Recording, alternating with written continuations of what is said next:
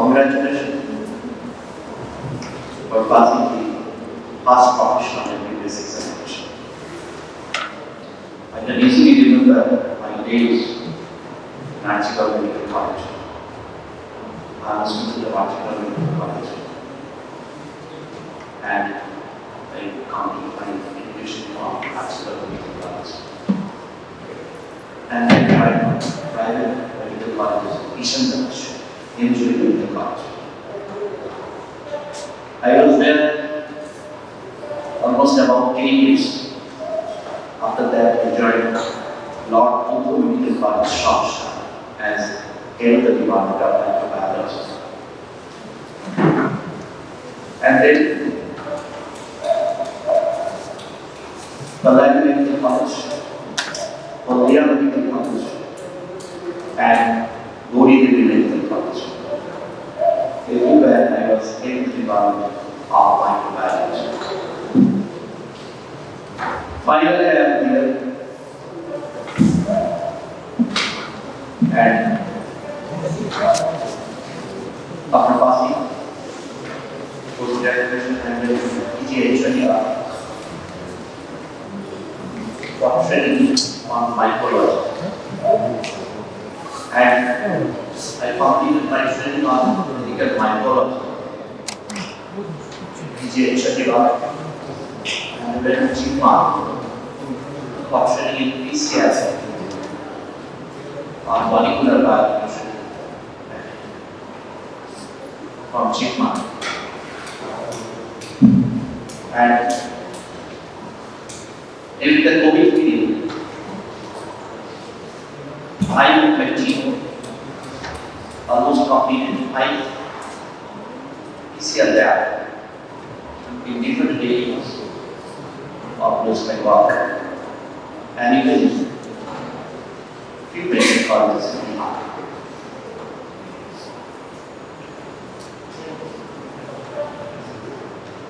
Besides, I am also diploma in dermatology, and I practice dermatology.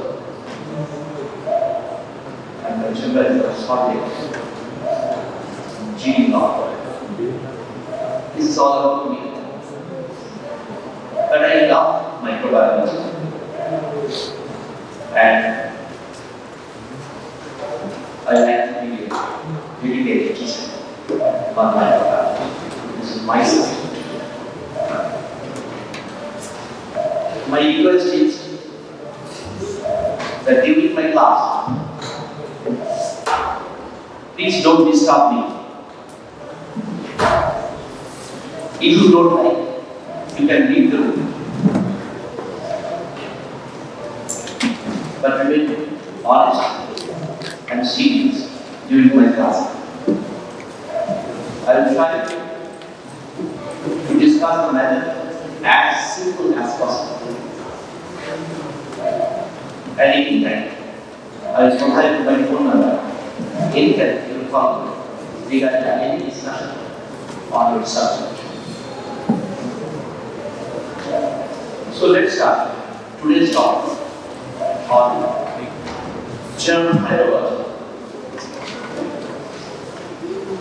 Virus. The environment. Almost everywhere we are discussing about different type of virus harms. Pandemic, epidemic, endemic. Starting from influenza virus to coronavirus, the different strains of influenza virus, starting from H1N1 to H3N2. The latest circulating strain is H3N2 of influenza virus. If I ask you, what is virus? No knowledge.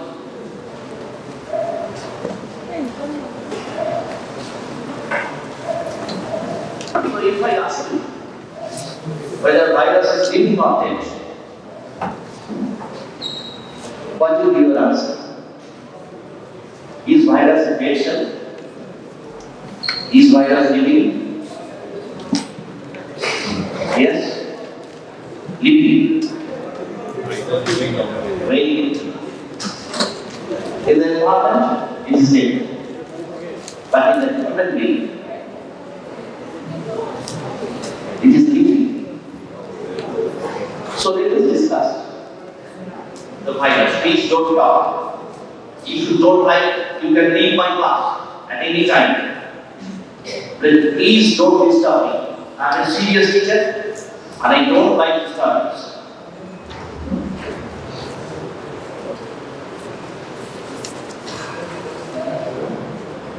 So this is the general properties of virus. The smallest infective agent. It is intracellular. Obligate intracellular means truly intracellular. Within the cell, within the host cell, within the animal cell, human cell, anywhere. It is intracellular. Viruses are most primitive agents. These are most primitive agents. The virus, there are two theories. There are hypotheses on virus. One is the progressive hypothesis, another one is the regressive hypothesis, and another is first virus hypothesis. The progressive hypothesis that indicates that virus is derived from the genetic elements. The regressive hypothesis, those microbiologists, they believe that it is derived from the cellular elements. And virus first hypothesis means it is the first cell that it is virus, and from virus the different other cells originate. So these are the different hypotheses on virus. But truly, it is not living, neither dead. Because in the environment, it is dead. But within the human being, it is active. The unique property of virus is that it has no enzyme to replicate. It hijacks the pathway of the host cell. And the entire enzymatic products are hijacked. And with these products, they prepare all other things for the replications. The different type of genetic products are produced. The RNA protein, the late protein, these are synthesized. And from these RNA and late proteins, they prepare their genomic materials as well as the outer one like capsid and let's discuss the entire structure of the virus, which is known as virion. The entire molecule is called virion.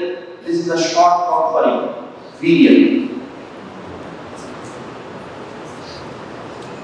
Virus has to know that how it differs from bacteria. It has no cellular, no other cellular organisms, no ribosome, no energy production, such. No enzyme.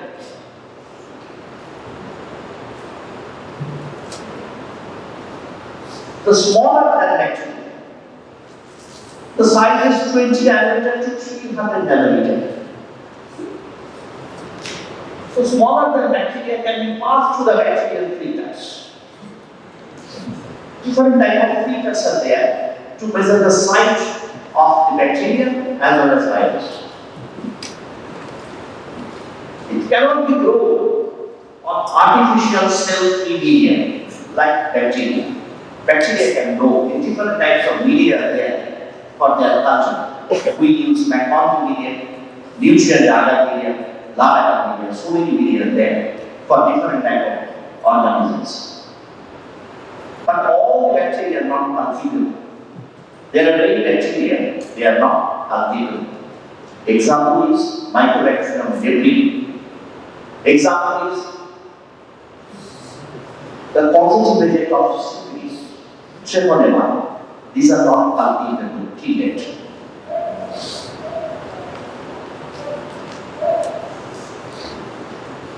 The multiplication of virus, the procedure is known as biosynthesis of virus, is a complicated procedure. So these are the differences, it is written in your book, these are the differences of virus with bacteria. Let's start the morphology. The entire virus molecule is called virion. I mentioned the word virion. It comprises of a nucleic acid.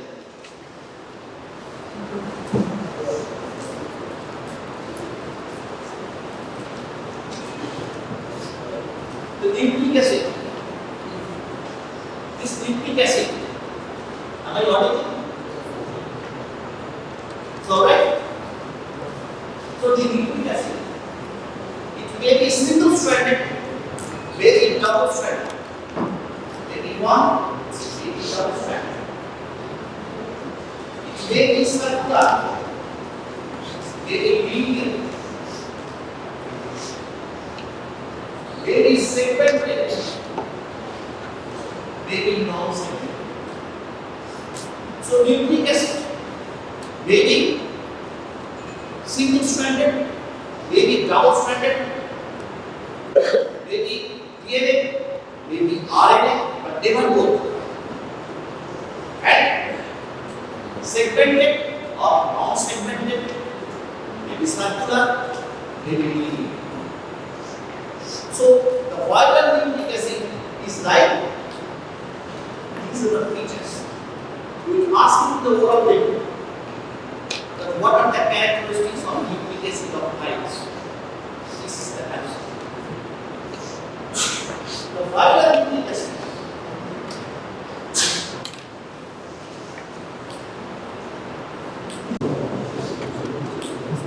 just outside the nucleic acid. There is the protein core. This protein core is derived from the virus. It is viral origin. The origin is viral. This protein core is known as capsid. It protects the nucleic acid from injury, and as well as it is anti-aging in nature. That means when introduced into the body, it is antigenic, and antibody is produced against this. Our protection is antibody. Antibody is produced against these antigen. So this is antigen. Now this capsid is prepared from different ingredient, what is called the starting region of the bacteria of the virus. These different protein starting is called capsodium. This is called capsodium. This capsodium is important for dividing the bacteria into three groups. One is the ecosahedral,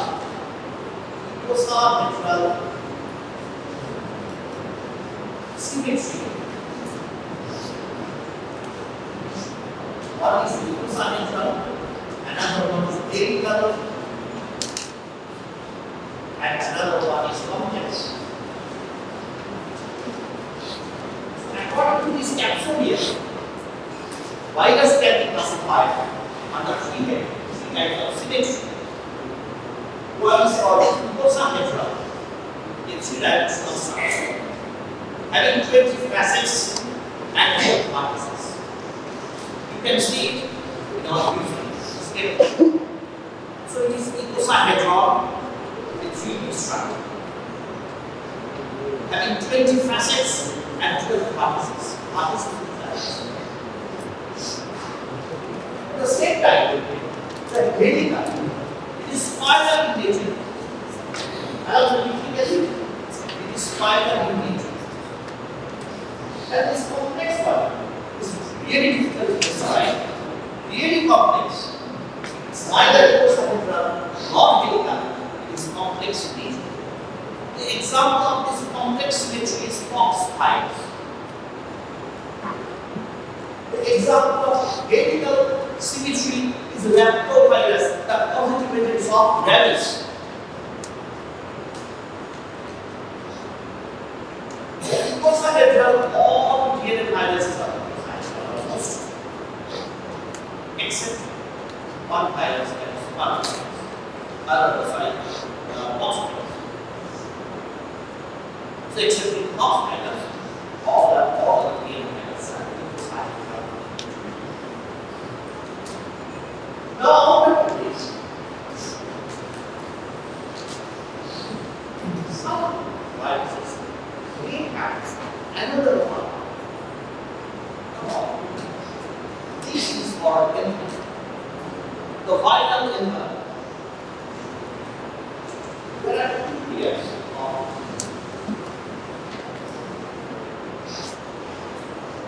the inner one is protein in nature, and the outer one is lipid in nature. So as such, this lipoprotein in nature.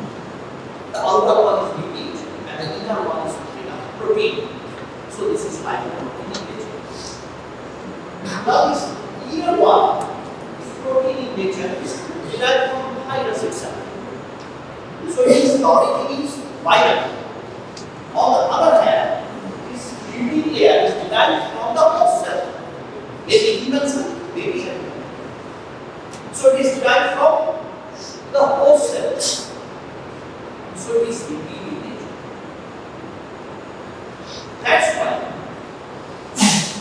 in our practice of hand washing, if we use surfactant, so the envelope virus wash, because the outer layer is of lipid. So lipid solvent, anything lipid solvent can strike them out.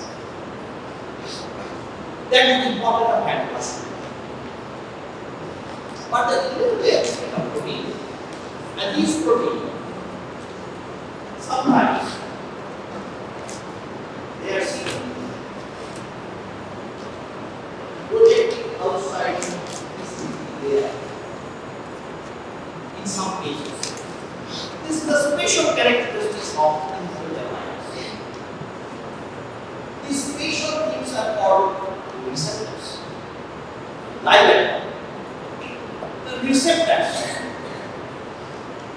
these are called one is hemagglutinin and hemagglutinin, and another is what is glutaminase. On the basis of these two, we classified influenza virus as H1N1. This hemagglutinin is H and glutaminase is N. From these H and N, we classify the different types of influenza virus as H1N1, H2N2, like that. So now it is known to you all how influenza virus is. So this H1N1, this projects outside the lipid layer, and during their rolling on the surface or any other selective tissues, they are always in search of their specific receptors. Whenever they find their specific receptors, in case of influenza virus, the specific receptor is sialic acid, which is available, which is available on the epithelial cell of the respiratory tract, and as well as in the RBC. On the one of the RBC. So influenza virus produce hemagglutinin, B and glutination, RBC and glutination. This is the unique property of influenza virus. Hemagglutinin. And another is glutaminase, which is receptor destroyed in there. That's the destroyed receptors. Glutaminase. So attachment is required, as well as detachment is also required. Otherwise, they will fix polymer. There is such a receptor, there is such a reaction, and they are always in search of magnetic the pathway or the forces. So they attack.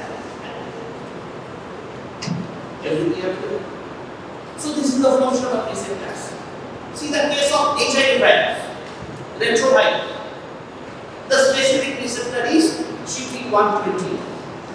This GP120 binds with CD4 cell, the most important immune cells of our body. It binds them. Does it destroy the CD4 cells? And immunity is totally lost. So this is the function of these receptors and these proteins. Because now you see there, this is part of the protein. This is part of the protein.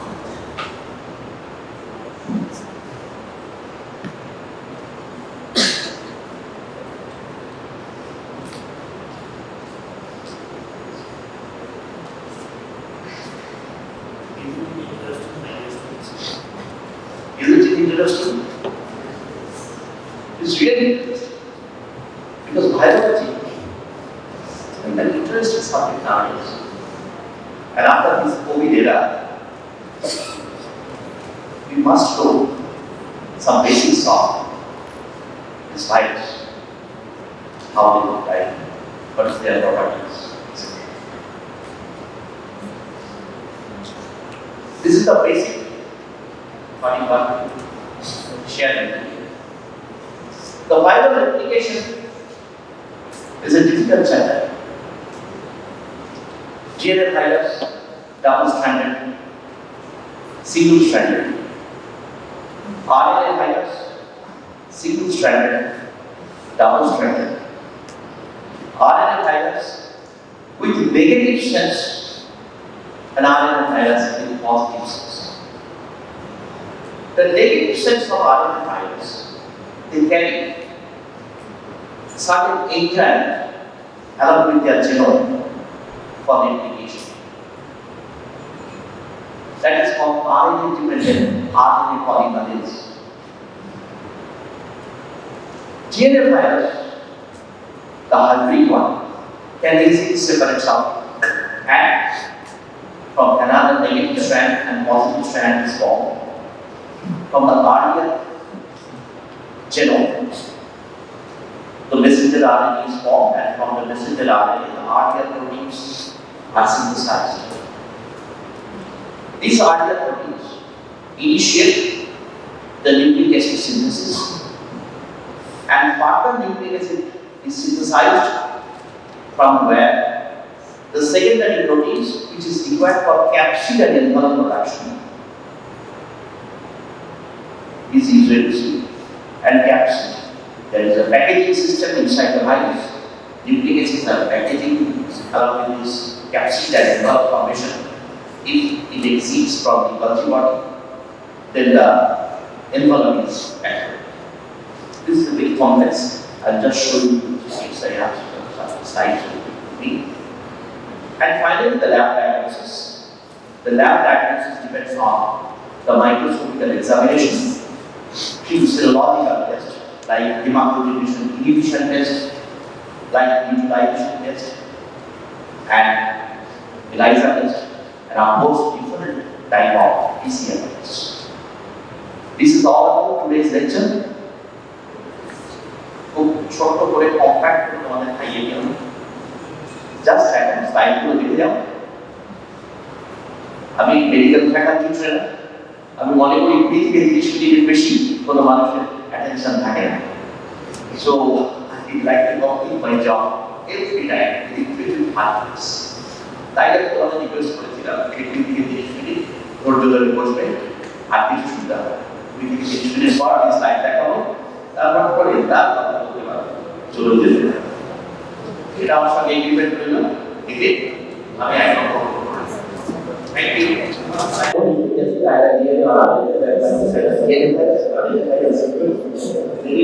Single term, sample medium segmented answer, short term, but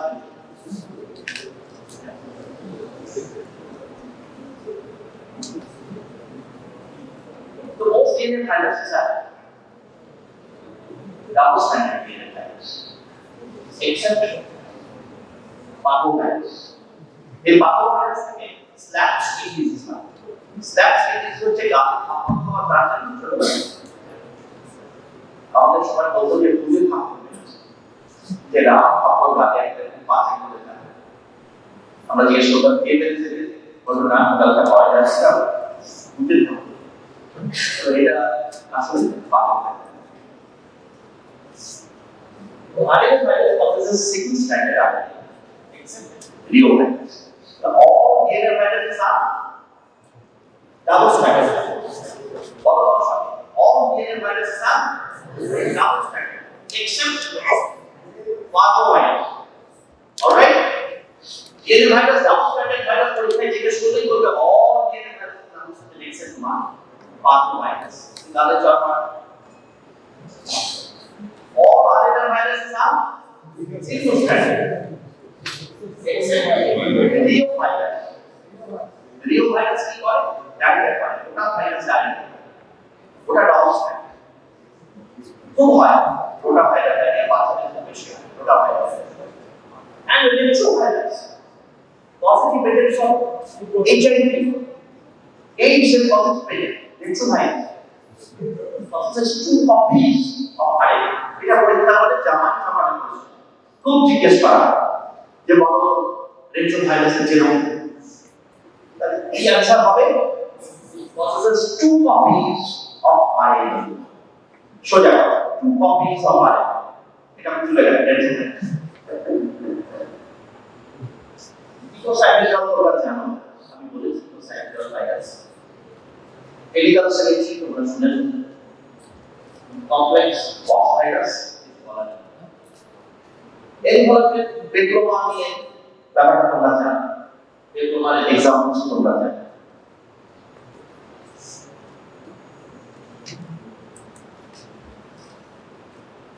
ভাইরাসের size 20 থেকে 30 nanometre হয়। Largest virus আর smallest virus, এটা একটা question. Smallest virus পারো virus আর largest virus হচ্ছে box virus. Information shape, size, satellite globally, bacterial pathology, the influenza virus, and diplomas to our projected layers. Different types, different virus. এটা virus, সেটা হচ্ছে plant virus, হচ্ছে virus. তার মধ্যে ওটা একটা নেকেড সিঙ্গেল স্ট্যান্ডার্ড আরএনএ বলবো না আপনার মধ্যে একটা ক্যাপসিড প্যাকেট ইনভলভ থাকে।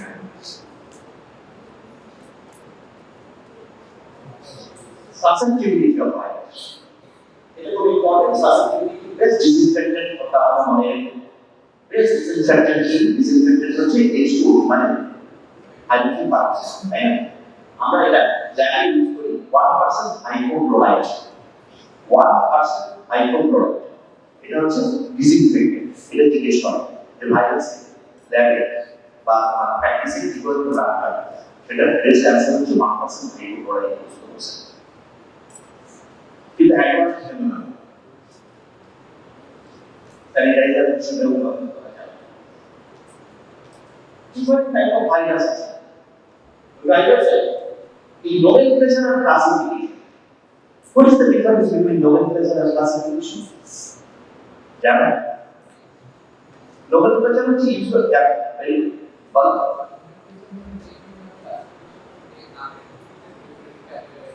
very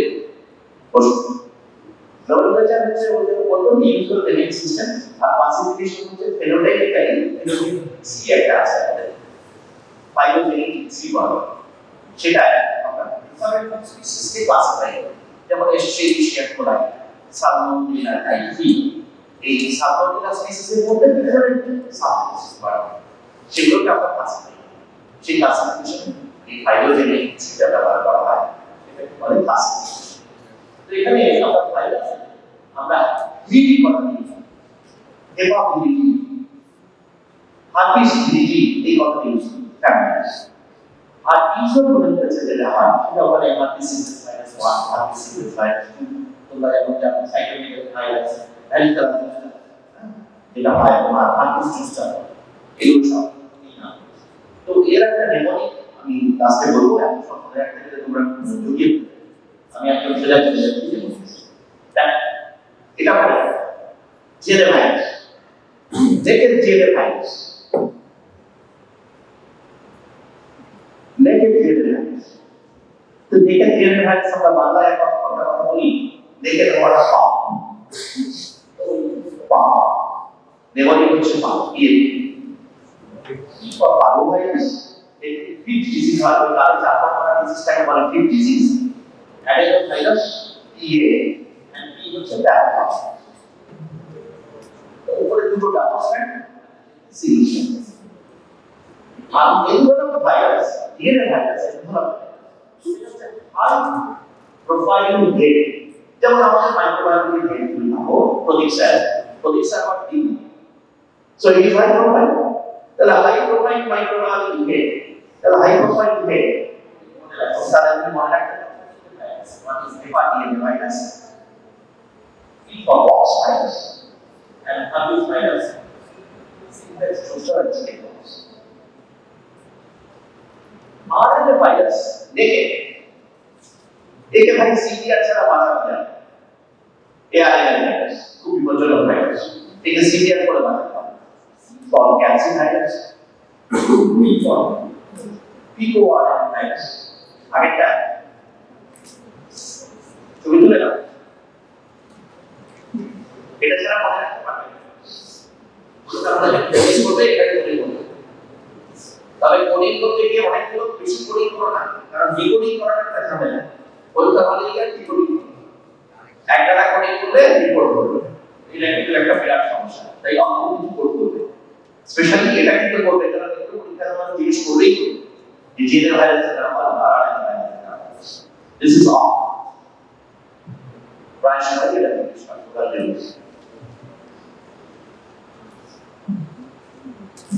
দেখে দাও RNA ভাইরাস এই RNA ভাইরাস এটা এনভেলপ হতে পারে সেগমেন্টেড হতে পারে যদি হয় না লেভেল ইজ হচ্ছে 4 এই কত ভাইরাস করবো ভাই 4 হয়ে গেল এটা 4 সেগমেন্ট পরে হচ্ছে কোরিয়া ভাইরাস এলিটা ভাইরাস আর রেট্রো ভাইরাস ডিকোড করে নিন আর এনভেলপ ভাইরাস যার লং সেগমেন্টেড তা ওই এটাই কিছু নেই করোনা আর আছে তো ভাইরাস এই পাশে প্লাগি ভাইরাস ডেঙ্গু কি আছে টোকা ভাইরাস রুবেলা এছাড়া আরো আছে এটাই যথেষ্ট নয় এটাকে ভালো করে দেওয়ালে ঘরের দেওয়ালে টাঙিয়ে রাখা তাহলে মনে রাখতে পরীক্ষার হলে তো বলতেই হবে এটা ভাইরাল রেপ্লিকেশন জাস্ট এইগুলো দেখো অ্যাটাচমেন্ট আমি অ্যাটাচমেন্টের কথা বলেছি তোমাদের এক্সাম্পল দিয়ে ইউরাপিলিটিস আর হিপোক্রিটি আরজিবি 120 অফ ভাইরাস কি করে অ্যাটাচ হয় ওসেলের সঙ্গে ওসেলে অ্যাটাচ হওয়ার পর the next stage is penetration সেখানে এনভেলপ ভাইরাস এর এনভেলপটাকে বাইরে ফেলে আসে আর ক্যাপসিড দিয়ে ভিতরে ঢোকে ক্যাপসিডটা লাইট হয়ে যায় বাবা বুঝতে পারছো তো সবাই বলতে পারো অসুবিধা হচ্ছে আমি একটা আপনি এনএমসি বলেছেন 30% বেঙ্গলিতে বলতে হবে মানে রিজিওনাল ল্যাঙ্গুয়েজ আমি এনএমসি ডক্টর সে আসলে ভালো বলছি একটা আপনি বলেছেন 33% বেঙ্গল কিছু বলার নেই মাথার উপরে এনএমসি যাবো বলে তো penetration then followed by R14 to capsidটা dissolve হয়ে গেল by lysosomal enzyme of cell no cell জমা পাওয়া প্রোটিন হলো তারপর বায়োসিনথেসিস হয় কিছু সিলেক্টিভ ভাইরাস নিউক্লিয়াসে বায়োসিনথেসিস করে কিছু সিলেক্টিভ ভাইরাস সাইটোপ্লাজমে করে তারপর একটা রিসার্চ তারপরে ম্যাচুরেশন হয় মানে ওই নিউক্লিয়াসে নিউক্লিক অ্যাসিড গুলো ক্যাপসিডের মধ্যে ঢুকবে ক্যাপসিডের মধ্যে ঢুকে যারা এনভেলপ ভাইরাস তারা গলগি বডির মধ্যে দিয়ে যাবে এবং গলগি বডির মধ্যে দিয়ে যাওয়ার সময় যারা এনভেলপ ভাইরাস তারা হোস্ট সেলের একটা পিস নিয়ে বাইরে যাবে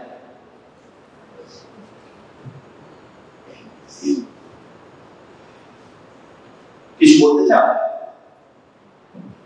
লাল তুমি কিছু বলবে তুমি খুব ব্যস্ত না ব্যস্ত নও আমি মনে রাখবো ওরা সবাইকে যারা আমার আমি চেষ্টা করি মনে রাখতে হবে।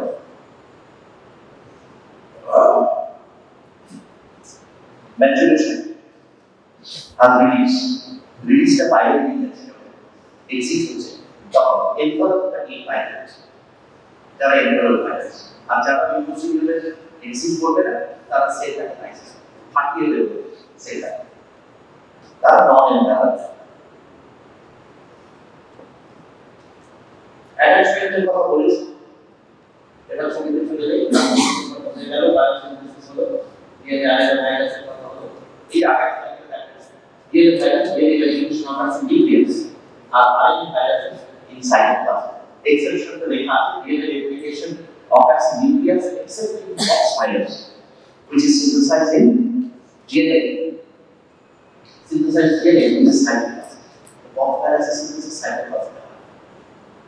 But RNA virus cytoplasm replicated by exception of genetic virus, they are synthesized by RNA. ঠিক এই কারণে অর্থোডিক্স ভাইরাস আর রেট্রোভাইরাসের ওষুধ আছে বিকজ এই সিনথেসাইজ এটা নিউক্লিয়াসে হচ্ছে সেই সিনথেসাইজিং প্রোটিনটা derived from the host cell and host cell enzyme can be deactivated by the different types of antimicrobials. কিন্তু যারা হাইলি রিচ হাইলি মলিকিউল তার এগেইনস্টে আমাদের কোনো অ্যান্টিমাইক্রোবিয়ালস নেই so please remember this points of virus and retrovirus where and that's the importance of this research. The biosynthesis and protein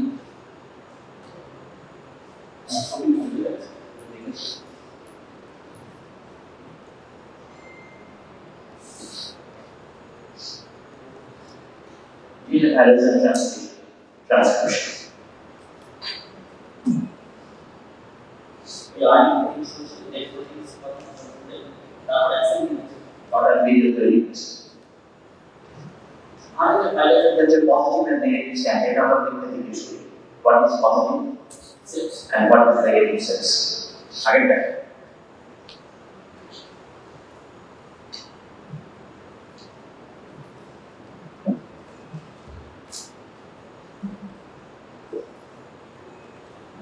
Single standard RNA virus actually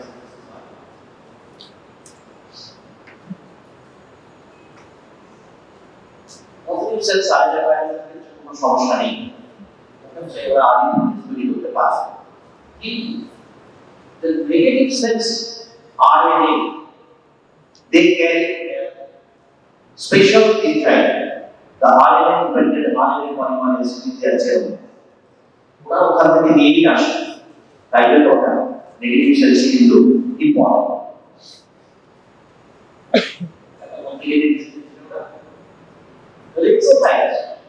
রেট্রোভাইরাসের দুটো copy আছে RNA human জেনোমে integrate করতে পারবে না কারণ আমাদের ডিএনএ তাই হলে reverse transcriptase enzyme আছে by which they can change from RNA to DNA and then integration is possible. The RNA থেকে ওরা double stranded DNA তৈরি করেছে DNA হাইব্রিড এই DNA hybrid can integrate with our genome আমাদের genome integration এবং during the phase of replication যেখান থেকে signal হয় সেখানে যখন DNA প্রোডাক্ট আবার আমাদের হচ্ছে complementary copies তখন during that period what is either DNA mixed with the host cell DNA. Some part is hybrid and some part is host cell derived. So that particular virus is defective virus. That part of the virus is defective. That particular virus is defective virus. A further maturation or synthesis capacity needed. That is defective virus. Virus is short and one particular cell যদি infected হয় by the two species of the same virus, then one virus can rescue the dead virus, the defective virus. The living virus can rescue the dead virus. These are viral mixtures, virus, marker mixing, and different types of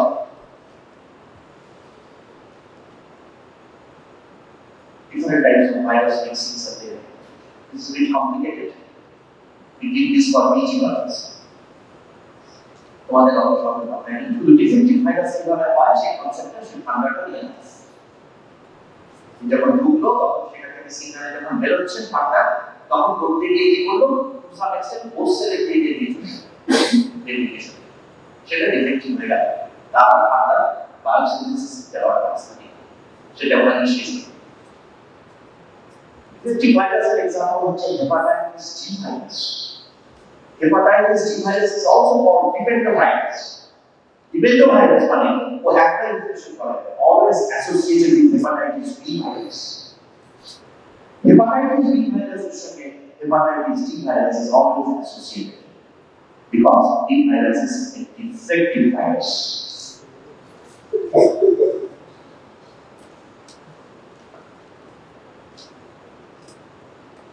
Virus একটা সেলকে in fact করলো, subsequently যখন virus release হলো in environment, এই ফেজটা, এই ভাইরালটা totally হওয়া, কিছু চোখে দেখা যায় ব্যাকটেরিয়ার মতো অদৃশ্য একটা পৃথিবী। তো ভাইরাস এমনিও যখন একটা সেলের মধ্যে ঢোকে, তারপর যখন সেল থেকে বেরোয়, সেই ফেজটাকে আমরা ফেজ করি। একবার যখন হলো, তারপর যতদিন পরে আবার একটা ব্যাকটেরিয়ার কিছু ভাইরাস বেরোলো, সেটা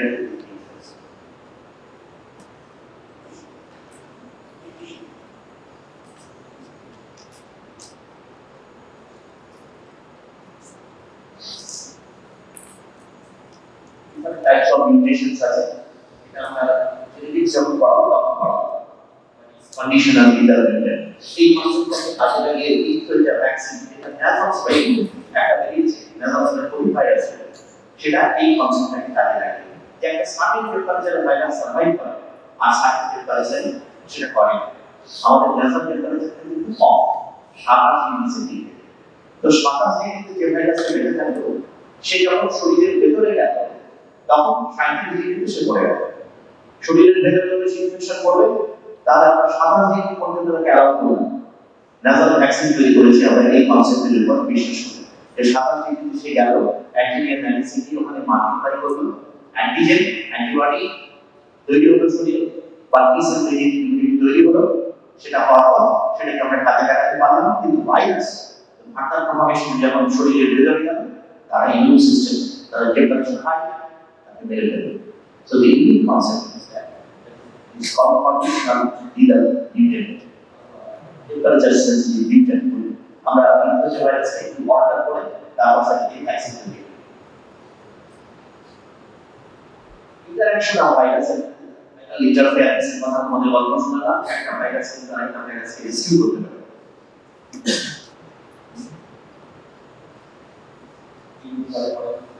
Replication that diagnosis person into lab diagnosis দিতে গেলে তার ইম্পর্টেন্স নেই।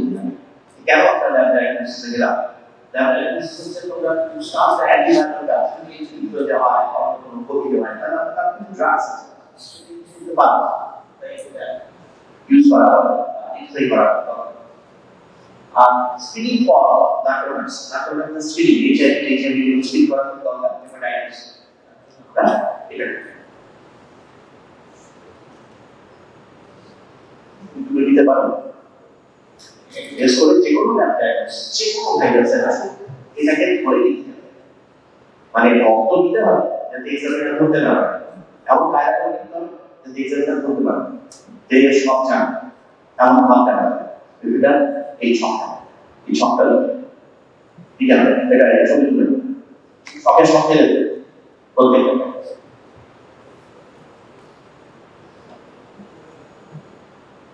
তাহলে বলতে পারবে অনেক জ্ঞানী। আর ভাইরাস কালচারের একটা কোশ্চেন পরীক্ষা, এই ভাইরাস করে কালচার করবে, ভাইরাসে কি করে কালচার করবে, এটা একটা বিরক্তিকর সব মনে রাখা যায় না। একটা জিনিস মনে রাখবেন, বাকি সেল লাইন অনুবাদে সেল লাইন তার টিস্যুর উপর কালচার, বাকি সেল লাইনটা সব ভাইরাসের জন্য প্রযোজ্য। এটা বলুন সব যদি ভুলে যাও তাহলে এটা মনে নেই স্যার বাকি সেল লাইনে কালচার এই সংখ্যা এক্সাম্পল ঠিক তাহলে রেজাল্টের সংখ্যা কিন্তু বাস করে এটা প্র্যাকটিস করবে এই ভাইরাস কিছু মনে করছে না স্যার বাকি সেল চুপ করে যাবে আর কিছু করবে না তাহলে তুমি সেলুলারিক্যাল টেস্টে সেগুলো সব লাগিয়ে দাও কিন্তু যা মনে আছে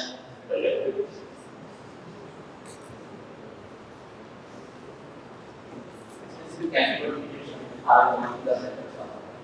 ভাইরাল জিনিসগুলো আছে সুলাই আর পড়াশোনা করবে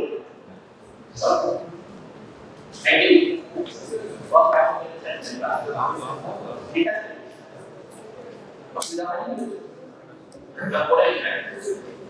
to be easy at all. First year was not a cakewalk, second year will not be a cakewalk either because the foundation that you lay in second year will be the foundation based on which you will practice medicine.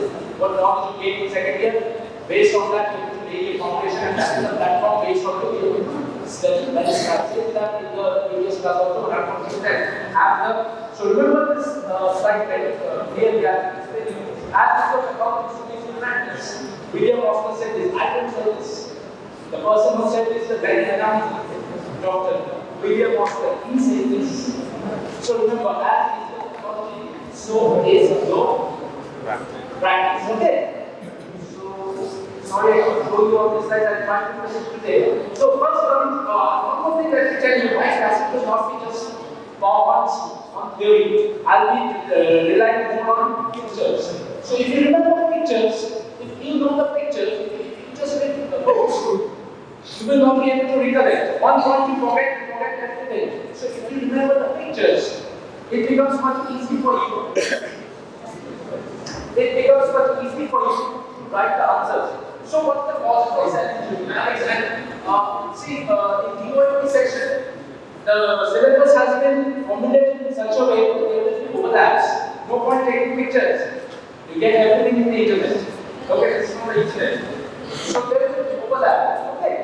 So phosphorus cell injury. If we look into this picture, what does this picture say? What is this? Huh? Someone? Hypoxia. So what is one important cause? Hypoxia. What would be the reasons for hypoxia? Ischemia is one. Cardiorespiratory failure is one. So that's how you have to remember. So remember this picture, hypoxia, as it says, means that not full lack of oxygen, reduced oxygen. Hypoxia means not full lack of oxygen. Full lack of oxygen is what? Anoxia. No one can survive in a condition that there is anoxia. Hypoxia is the right word. So you must remember hypoxia. What is the second one? If I ask you this particular thing, what is this? What has this picture to do with cell injury?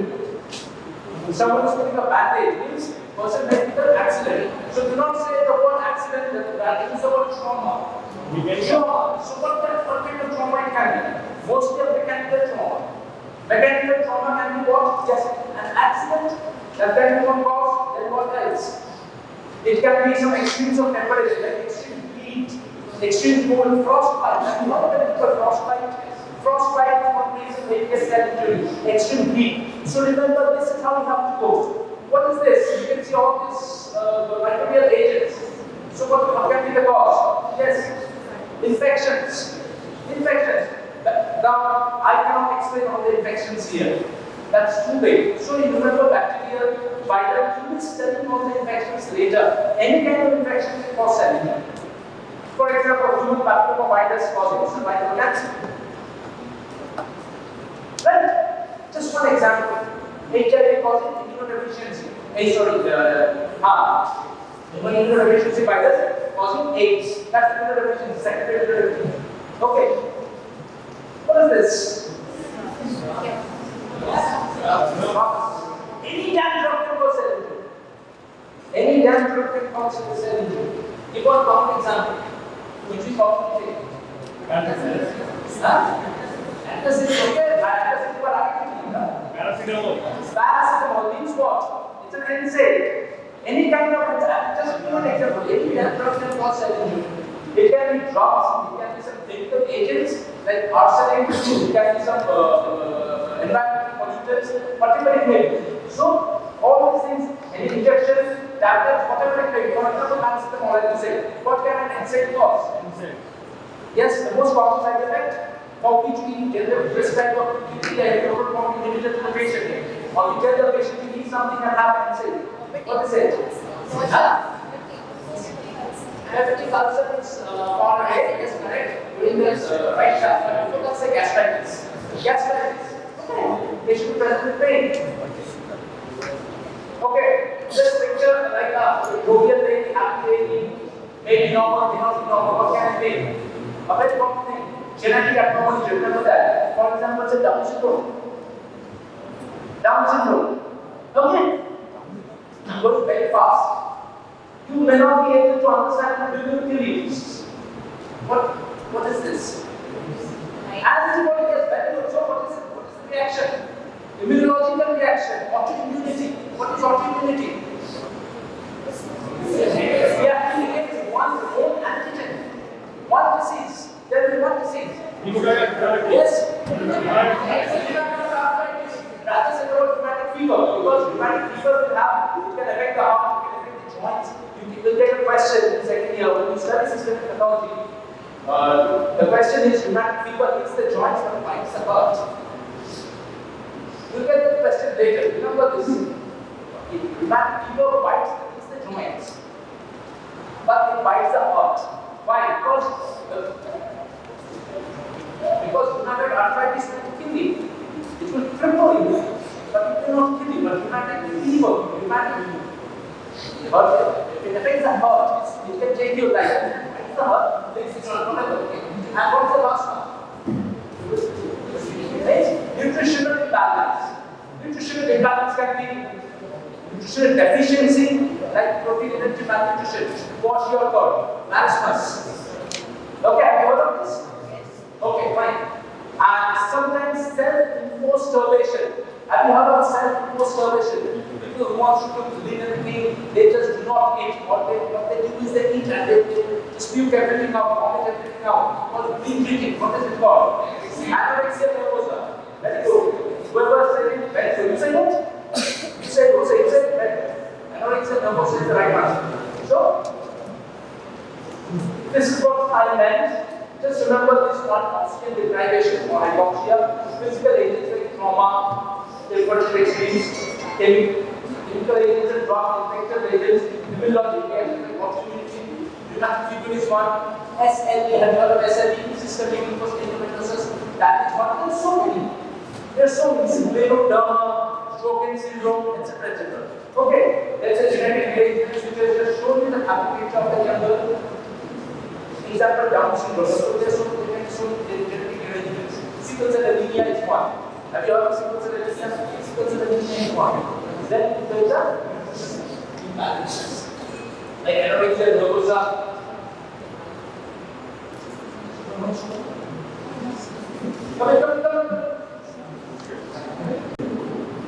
So this is basically a morphological alteration. When I talk about the cell injury, this is given in Robbins, sir. Sir. Given in Robbins. My notes are mostly from Robbins. So just remember this. The first and foremost, like when a cell injury happens, it happens at the molecular level. It happens at the molecular level. For example, if there is a, say, ischemia to the myocardium, the cardiac parasites will undergo cellular swelling. But the cellular swelling will not be appreciated initially. The moment there is a cellular swelling, you will not be able to see it. Either the patient may manifest clinically, but depending on the technique used, will induce the cellular undergo cellular swelling. You will not be able to appreciate it.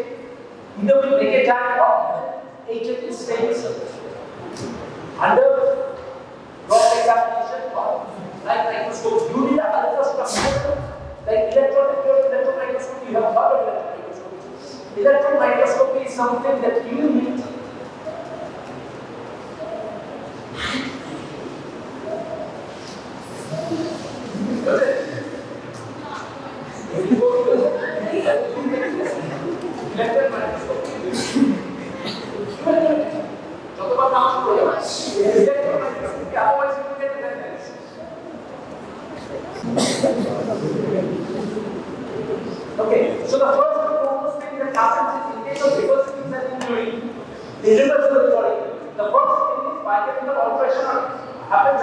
structural level.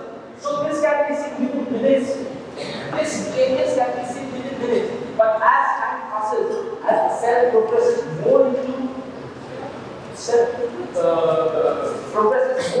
irreversibility, that's when the light microscopic changes start taking place, then the cross microscopic changes. So this will take place within minutes.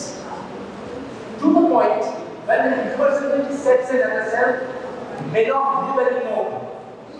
Within hours, you can see them within 3 hours or 4 hours, you can see the cross and light microscopic is not so important from your point of view. So alterations are appreciated depending on the technique. If you use electron microscopy, you can appreciate the changes within minutes. If you use a light microscope or if you have the cross specimen, you have to wait for hours before you can appreciate the changes. So having said this, reversible, I have explained this, I try to explain it possible. Coming straight to the main targets. What are the main targets in the cell? Yes, so injury happens in organelles. Yes, mitochondria, cytoplasmic reticulum, plasma membranes, the nucleus of the system is composed. Mitochondria is the main target. If any question comes, do not absolutely write in such a way, write answer in such a way that the examiner knows that the person knows that the student knows something. That's what I have been telling everybody. Highlight the important points, like for example, these targets. Highlight it. Then mitochondria, endoplasmic reticulum, whole and whole. Then the examiner has a question on it. So I'll tell you later why this is so essential. So the main targets are mitochondria, endoplasmic reticulum, plasma membrane, and DNA. The computer mechanical cellular redesign, cellular response depends on the nature, duration, and severity. How long? For example, how long you have to take a paracetamol? You have to take 2 or 3 paracetamols, nothing will happen. Or maybe the injury that takes place is negligible. But if you make it a habit of taking NSAIDs or any other drugs, for example, say alcohol.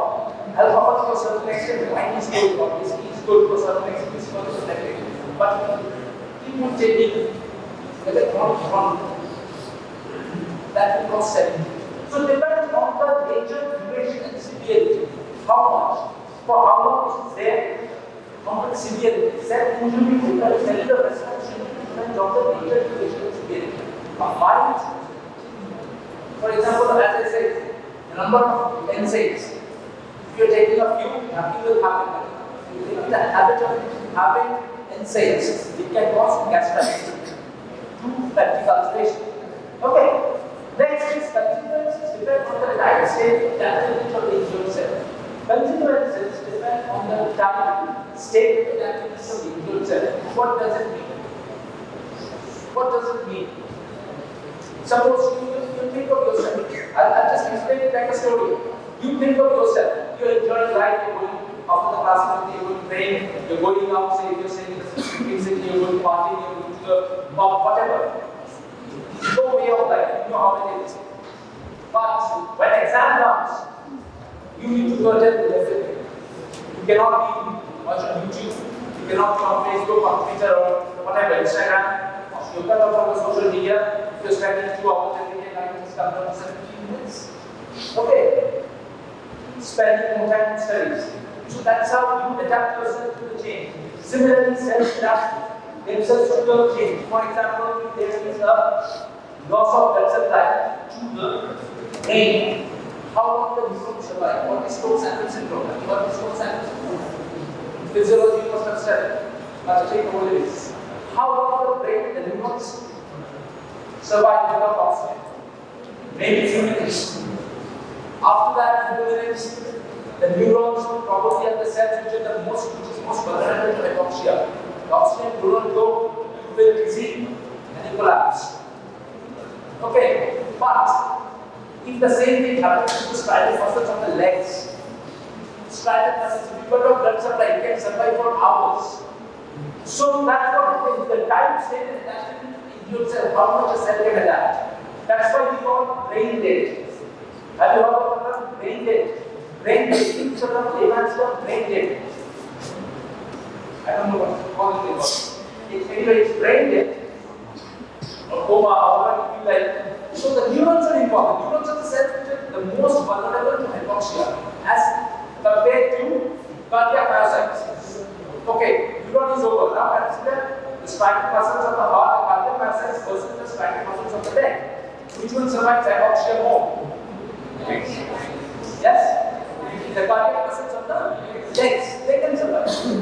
But not the cardiac muscles of the heart. The striatal muscles of the heart, they don't survive. That is adaptive. Which one can adapt to the and either bilateral mechanical attack, cellular components, and the medina, the main targets. The cellular components include mitochondria, the cytoplasmic reticulum, plasma membrane, DNA. So the reaction usually will affect all this. Okay, remember this time. Remember this 2 points. Cellular response to immunity depends upon the nature, duration, and severity. Consequences depends on the type, stage, and adaptability, and the various biological mechanical attack points. Cellular components. Having said this, now let me get into the main mechanism of cell. Coming to ATP depletion. ATP is something I don't need to explain much. So, what are the various methods of ATP production? What are the various methods of ATP production? One is oxidation and other glycolytic pathways and OPGP. Oxidative phosphorylation, glycolytic pathway. Oxidative phosphorylation takes place when? Yes. When there is enough ATP. When there is enough ATP. And when does GP take place? Glycolytic pathway. Glycolytic pathway takes place in absence of oxygen. So how is the energy generated in glycolytic pathway? Yes? From utilization of glycogen, right? From glucose. Where does the glucose come from? From the body fluids. Correct? More true. My biochemistry knowledge would also go because it's like some biochemistry you will be able to tell me better. So what happens here is, this is what we're talking about. In case of ischemia, there is decreased oxidative phosphorylation. First of all, there is decreased oxidative phosphorylation, right? And in anaerobic glycolysis, obviously, you have to survive. The cell has to survive. And to survive, when there is decreased oxidative phosphorylation, the cell will be forced to generate energy in such a way to adapt itself to a state that there is no oxygen. So it will undergo what? Anaerobic glycolysis. In anaerobic glycolysis, which two enzymes are involved? Which enzymes are involved? Yes? Are you ready to Are you ready? Yes? Most of Dr. Mike is there? Are you ready? Okay, fine. So you know the enzymes. You know the name of the enzymes which are involved. So the first and foremost thing is, when there is decreased oxidative phosphorylation, there will decrease ATP. Adenosine triphosphate is decreased. So when adenosine triphosphate is decreased, the first thing affected is that in the plasma membrane, the opening synthetic sodium potassium form. So what happens? Sodium is decreased. So sodium is decreased. There will be what? Influx of calcium more than sodium inside the. There will be influx of sodium from the cell. Okay. So if sodium comes out, what will it do? What does sodium? What will sodium do? Oscillating maintain. It doesn't bind with water, but it attracts water. Sodium attracts water. Right? Exactly. It attracts water like vodka goes with Sprite. Whiskey goes with soda. That's how simple. So sodium goes with water. The same mechanism that we do in case of what? Oral dehydration solution in case of cholera, diarrhea, when the patient is defecating what? Fluid. Literally, stool in a fluid form, dehydrated, we give sodium chloride. Why? Because it absorbs water. The same thing, the cell will absorb water. Okay? And there will be influx of potassium, which will result in cellular swelling. This This can be reversible, but ultimately, if the stimulus is not cut off, if the stimulus does not abate, it will cause a death of the cell in this way. Okay. So this is very simple. Sodium bomb failure of the sodium bomb will cause influx of calcium, calcium has many ingredients coming to that. Calcium, water and sodium. Sodium will automatically absorb water, and there will be influx of potassium, potassium will go out. Ultimately, there will be cellular swell. ER cell means cellular vectors will cross the body. Let's have explained that. The last one, I tried to show you the picture because I was able to focus. Okay, next is anaerobic glycolysis. With increased ATP, ALP will be increased. So, anaerobic glycolysis will take place. Again, the body has to derive glucose from somewhere. And this is but the process of not only oxidative phosphorylation from there, but anaerobic glycolysis is there. Okay, so anaerobic glycolysis will take place. So, because glycogen is used up, glycogen will decrease. Glycogen will come down, and the pH of the cell will also decrease, which will cause a clumping of the nuclear chromatins. So the DNA is affected here. The nucleus is affected here. Okay, anaerobic glycolysis ultimately causes clumping of the nuclear chromatins here. And finally, in other effect, we have the detachment of ribosomes to decrease protein synthesis. So basically, the backbone of the cell will be gone. Protein is the backbone of the cell. So when there is decreased protein synthesis, there will be detachment of the ribosomes, because ribosomes are detached, and because in particular, the organelle where protein is synthesized is basically gone. This will cause decrease in protein synthesis and little composition. So remember this one, do not just straight away, a few points are written, just try to remember this point. The depletion of ATP less than 5 to 10% has nuclease. Remember this point. Okay, so remember this point, there is ischemia. Ischemia will affect the mitochondria in the first place. And when there is mitochondria, what happens in mitochondria? The source of energy generation in the cell, the powerhouse, it's called the powerhouse of the cell. So when the powerhouse is affected, there will be increased oxidative phosphorylation. Increased oxidative phosphorylation will cause what? The sodium pump, failure of the sodium pump with influx of sodium, water, calcium, influx of potassium, which will cause influx of sodium and water, there will be cellular swelling. Next is decreased ATP playing part for anaerobic glycolysis, increasing glycogen, increasing pH, and causing the nuclear chromatins. And then there will be the endoplasmic reticulum, which is affected. So once the ER is gone, the protein synthesis is gone, basically, and what happens then? There will be little position. So that's how the cell will be affected. So this is what ATP has to do. Okay, move to the next slide. Coming to mitochondrial dysfunction. Mitochondria again can be affected by what? Hypoxia, chemical leaching, whatever may be the cause. It will ultimately affect the cell. So as I have mentioned, this is very important. If you see this picture, correlate oxidative phosphorylation. What mitochondria is affected is oxidative phosphorylation. And the same thing, there will be decreased ATP production. You know how there is decreased ATP production. Now let me focus on what happens exactly in the mitochondria. Well, there is injury to the mitochondria. In the mitochondrial membrane, there will be formation of these spores. Formation of these spores. What is it called? Mitochondrial permeability transition pore. Mitochondrial permeability transition pore. It's just like water leaking out of a damaged glass. Water glass is broken, or there are holes in the water bottle. Water leaks out. Right? Similarly, if the membrane component of the mitochondria is affected, whatever it can cause, if the mitochondria is affected, it will cause, first of all, it will form a pore. These are the pores, which is called mitochondrial permeability transition pore. Mitochondrial permeability transition pore. And so, with this pore, what comes out is the cytochrome C. What is cytochrome C? And there are various pro-apoptotic enzymes. Okay, this pro-apoptotic enzyme, the cytochrome C and all, the caspases basically, they are sequestered inside the mitochondrial membrane. So one is decreased ATP production. Decreased ATP production, you know how it happens.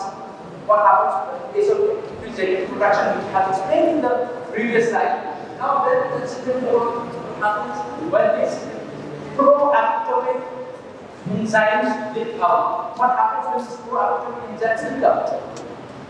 What happens? What are the pro-apoptotic enzymes? Cytochrome C, cytochrome C and various other pro-apoptotic enzymes. What is it called?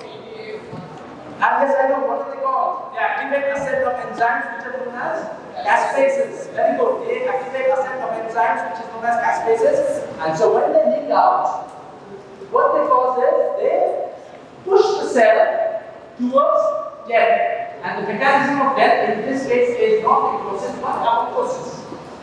So cytochrome C and various other proteins when they leak out, they activate a set of enzymes which is known as caspases. These caspases and this cytochrome C and other enzymes, they push the cell towards apoptosis. Basically, the form of cell. The cell dies. So that is what happens in case of mitochondrial dysfunction. Again, do not forget to mention about the ATP production. ATP production is very essential to decrease oxidative phosphorylation and what happens. And I have explained in the previous slides. Let's talk about the mitochondrial organ transition with DK element. This DK, whatever term is, it's coming out from the cytochrome C and proteins, making the cell towards apoptosis. So that's the form of cell. Okay? Yes, sir. Can you explain? Can you explain? Look into the slide. Look into the slide. Then coming to calcium rearrangements. This extracellular calcium and the cytosolic calcium. Cytosolic calcium is at a very low concentration, like 0.3 micromole as compared to the extracellular calcium. So whenever there is cell unit, there is influx of the extracellular calcium into the cell. And some calcium is sequestered inside the mitochondria and the endoplasmic reticulum. I think this is very simple. These pictures are very simple. If you know these pictures, writing won't be a problem at all. So there is influx of calcium. First of all, there is influx of calcium from the extracellular. The extracellular calcium will come inside the cell, and then in the cytosol, and then the calcium which is sequestered in the mitochondria and endoplasmic reticulum, they also leak out and enter the cytosol. Okay, so which will cause increased cytosolic calcium? Which will cause increased cytosolic calcium. So when cytosolic calcium is increased, it will affect a set of enzymes. It will activate a set of enzymes known as the ATPase, phospholipase, protease, and internuclease. Have you heard of these enzymes? If you have heard of these enzymes, you should be able to tell me, when looking into the slide, what effects these enzymes have. What the ATPase do? Decrease in ATP. What is endonuclease do? It breaks the DNA. Breaks the DNA. Very good. See, the name says everything. Then we've got the phospholipases. Will act on what? The phospholipids. Yes. Membrane dysfunction. Very good. Membrane dysfunction. And then the proteases. The proteases will break down proteins. The proteases will break down the proteins. So ultimately everything is gone. The nucleus is gone. The membrane is gone. The proteins are gone. The backbone is basically gone. Then you got the phospholipids are gone. So basically the cell is dead. Clear? So remember these enzymes. That's how. Just do not read the book. See the picture and then try to correlate. Otherwise, at the points you will not be able to recollect. So look into the picture. Try to draw diagrams wherever possible. Flowcharts wherever possible. You do not draw this entire cell. You just say extracellular calcium. Then draw a square. Say that this is a cell. Inside the cell, you have the organelle, mitochondria, endoplasmic reticulum. From where the calcium again. It fluxes into the cytosol, then there is influx into the cytosol, then there is influx of extracellular calcium resulting in increasing cytosolic calcium, which is at a very low concentration initially, but with cellular injury the cytosolic calcium increases. When cytosolic calcium increases, it activates a set of enzymes, mainly ATPase, protease, phospholipases, endonucleases, which have deleterious effects in their which have deleterious effects in the respective structures. ATPase will do what? Decrease in ATP, hence increased oxidative phosphorylation.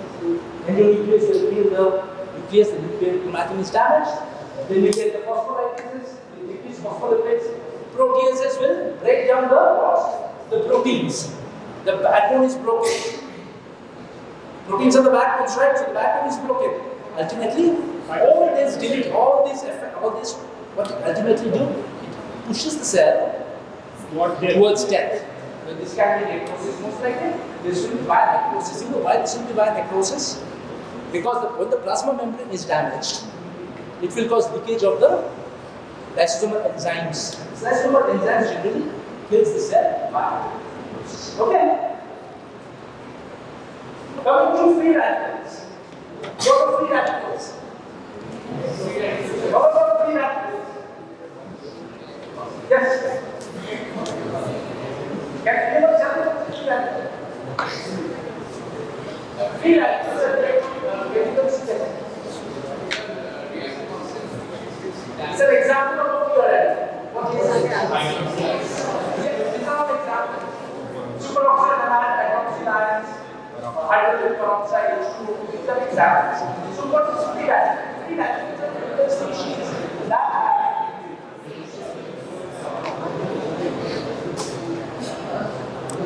for confidence or standard terms. It's an interactive session. Yes, where? Exactly. So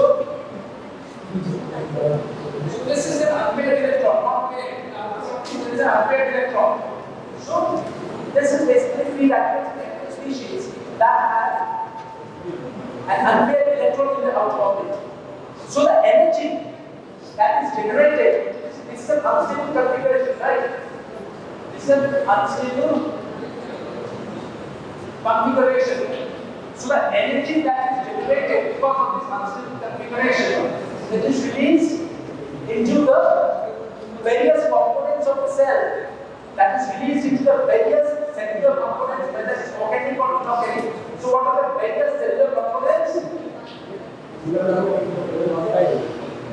It can be protein, it can be plasma membrane, it can be anything, DNA, any part of the cell can be involved. Cellular components. So what happens next? When the cellular component creates basically a havoc. It's a havoc in the cellular components. And more than that,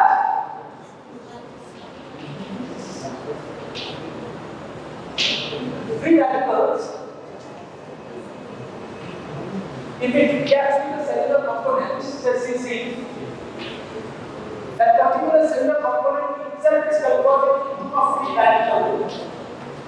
Got it? When a free radical reacts, like vampire is fully carcinogenic. When a vampire, if you have it's made about vampires, bad stroke, it's a myth. It's a myth. I'll just give you an example. It's a myth. The myth says if a vampire bites a person, that other person, the person becomes a vampire. Similarly, when free radical reacts with a cellular component, it itself becomes a free radical. So what is it? This is basically a chain reaction. Or automatic reaction. Chain of events takes place where the free radical, the component to which the free radical reacts, it itself is converted into a free radical. Okay, so what are the examples of free radicals? How are free radicals generated? So this is what I have seen, and this is what I have explained. The most important free radical is ROS, reactive oxygen species. When you get reactive oxygen species, there are many examples: cellular aging, cancer, ischemia, perfusion injury by chemicals, radiation, mitochondrial killing of phagocytes, etc. Okay.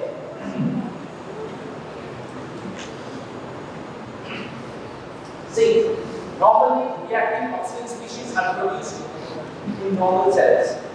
ROS are generally produced in normal cells during mitochondrial respiration, but they are immediately scavenged by the scavenging system in our body. That's why we do not get the effects of free radicals. We do not get the effects of free radicals. But when the tide turns towards oxidative stress, when the free radicals, the scavenging system either is ineffective or the scavenging system is not working properly, and the free radicals increase, the reactive oxygen species increase in the body as compared to how much they are scavenged. That's when free radicals accumulate in the body. It's again a type of war between the cellular defense versus the offense. Where is the offense here? The free radicals are the offense and the scavenging systems are the defense. So when the offense wins over the defense, that's when you get injury by free radicals. They normally produced during mitochondrial respiration, etc., during ATP production. But they generally scavenge, and when the scavenging system fails to scavenge the free radicals, that's when free radicals accumulate inside the body, causing harm. Okay. So what are the examples? This is what I have said. So what are the examples? What is reduction oxidation reaction? Remember the name. What happens in reduction oxidation reaction? Formation of water. During this reduction oxidation reaction, oxygen is reduced by the transfer of 4 electrons to hydrogen bonds. How much? 2 molecules of water. Clear? As we know this, during reduction oxidation reaction, always called as 4 molecules of oxygen is reduced by the transfer of 4 electrons to hydrogen or 2 molecules of water. During this process, a few unstable compounds are produced depending on the number of electrons transferred. With 1 electron, it is called what? 1 electron, superoxide anion. 1 electron equals superoxide anion. Right? 1 electron transfers superoxide anion. When 2 electrons are transferred, what is it called? Hydrogen peroxide. When 3 electrons are transferred, hydroxyl ions. Right? So these are all free radicals. This happens to someone is telling me about superoxide anion and all was telling me. Someone is telling me you are absolutely right. So this is how it happens. Reduction oxidation reaction. This is how it happens. By the transfer of electrons. It is 1 electron, it's called superoxide anion. If it is 2 electrons, it's called hydrogen peroxide. 3 electrons are transferred, it's called hydroxyl ion. Then comes absorption of radiant energy. What radiant energy? Ultraviolet rays, X-rays, whatever it may be, it hydrolyzes water into hydrogen and because of the superoxide anion, free radicals will be formed. That is why let's talk about free radicals. Hydrogen is the next chapter. Hydrogen is the next chapter. We talk about that in the next class. So in inflammation, there is rapid burst of inflammation when neutrophils, macrophages, they release this reactive oxygen species. Okay. To kill the offending agents, when these neutrophils WBCs are recruited, they do the same thing. The transition methods like iron or copper. Transition methods like iron and copper. What is a Fenton reaction? They are some sort of Fenton reaction, right? I don't know. I just know the name. Maybe I don't like it either. Because I'm not under the microscope. Okay. So you know the Fenton reaction? Okay. Then nitric oxide. It's converted into peroxynitride. Sometimes NO2, NO3. They are all sources of free radicals. Then enzymatic metabolism of exogenous chemicals and drugs like CCl4, carbon tetrachloride, is converted to CCl3. So this is how free radicals are generated. Remember, reduction oxidation reactions, absorption of radiant energy, inflammation, transition methods like alpha, nitric oxide, enzymatic metabolism of chemicals and drugs. So this is how free radicals are formed. So when free radicals are formed, there must be a defense, there must be a preventing system. What is preventing system? How free radicals are removed? Antioxidants like vitamin A, vitamin E, some vitamins. This is the soluble vitamin, vitamin A, vitamin B, ascorbic acid. Ascorbic acid, vitamin A, lipid soluble, right? Then, if iron and copper, they can cause molecular formation. How are they scavenged? We just use the transport proteins or the binding proteins with which they bind or with which they transport it. So, what are the various transport or binding proteins? Ferritin, lactoferrin, celluloplasmin, celluloplasmin, plasmid, etc. So, remember these things. Don't read the entire slide. I have made it not bad. I have edited it. That's the only problem. Otherwise, I would have made it such a big line. So, storage and transport proteins like transferring celluloplasmin, ferritin, lactoferrin have crystalline twice. They bind to the copper and iron and thus reduce free radical formation. Then enzymes like capsid, superoxide, dismutase and glutamine peroxidase. Enzymes like capsid, superoxide, dismutase and glutamine peroxidase, they act as scavenging systems for antioxidants. So this is how free radicals are formed. This is almost the end of the class. I've finished quite fast and almost not yet over. That's what not yet over. Then comes membrane damage.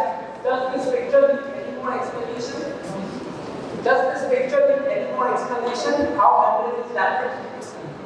That's why you should know the basic initially.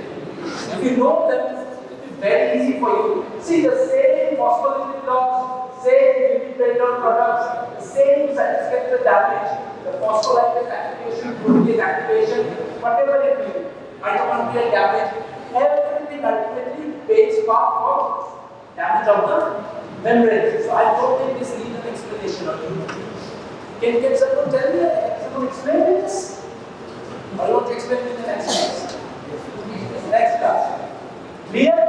So does this need any explanation? I have been explaining this the same phospholipid loss, the lipid the cytoskeletal damage, protein damage, so ultimately the cell dies.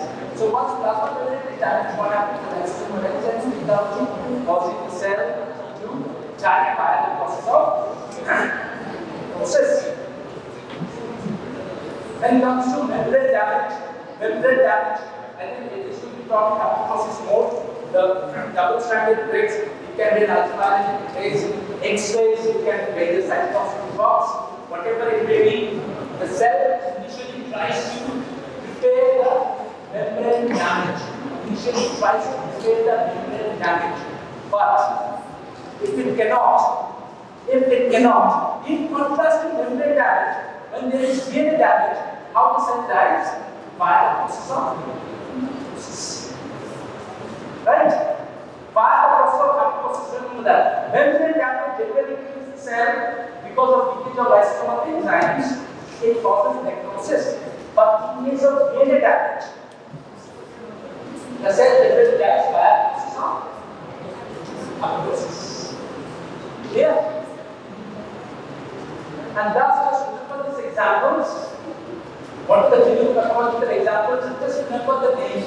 Ischemic and hypoxic injury, ischemia reperfusion injury, mostly seen in case of myocardial infarction, ischemia reperfusion injury, and chemical injury. These are the 3 points which you must remember. Ischemic and hypoxic injury, ischemia reperfusion injury, and chemical injury. Now, I'll let you go, but before that, because I did not show you the last slides, is there anything that you want to ask from here? As I have mentioned, that's how you should start even introduction. Whenever you do any topic, because I need to show you the slides in the previous class, I'm sorry about it because the website didn't work. I made this fellow. This is how you should begin. This is topic of the last class. You go to introduction, causes, various morphological alterations, mechanisms, development examples. Whenever you study, you first make these points. Under which point you need to read? Under which points you are going to read? So I have decided to make this slide based on all these points with adding a few. Okay. So this is if I ask you the picture between these pictures of old lady and young lady, what was out of it? Which lady are you going to study? Which lady are you going to study? Out of these two, this is what? This is physiology. What's normal? And this is Disease state, pathology. That's our problem. Right? So, based on this picture, you can tell now what is the meaning of the word pathology. Pathology means capital diseases. Isn't it? It's not that tough. Isn't that tough? Is it that tough? It's not that tough. Okay. So this. Yeah? Anything? This is the picture which I have shown you as you said about the social practice. Remember that? I've given this introduction and I've explained how pathology acts to bridge between basic science and modern clinical medicine. On one hand, you have the basic science, on one hand, you have the clinical medicine, and in between, pathology acts as a bridge. So, the core of pathology is composed of four things. I'll tell you again, I'll try to put four pictures. Less writing, more pictures I'll try to show. So, etiology, then you get the pathogenesis, the morphology changes of cells, the morphology changes induced by injury, and the clinical manifestation. These are the cores of pathology. These are the four things that you must remember. The etiology, the pathogenesis, the morphology qualifications induced by the injury, and finally, the clinical manifestation. This is what I have mentioned here. Then it comes about the cellular response to stress, how it happens. What happens? The cell initially tries to adapt. If it fails, there is injury. If the injury is severe and progressive, if the injury is mild and transient, it goes to reversible injury. And once the injury is stimulated, abates, the cell reverts back to normal. If it doesn't happen, the phase severe, and the cell will be severe and progresses. It progresses to irreversible injury. Irreversible injury is manifested as necrosis and apoptosis. Okay? These are the causes which I have explained, and these are the morphological qualifications. This is the reversible cell injury. Remember this point. Remember this, I have explained it. The first foremost is cellular swelling and family change. This is hypothesis. And family one common example is fatty liver. Then increased fatty liver and weight of the organ and family degeneration. And irreversible is necrosis and apoptosis. So this is basically a diagram which shows the difference between reversible and irreversible cell injury. This is like the constructed in every book. Okay? So with this I should be almost an hour. We started at 10:50, 9:50 or 55 minutes. So this is why I if you have any problem, please come to me later and we can discuss all the problems. As of now, can I have your attendance, please? Can you sit down?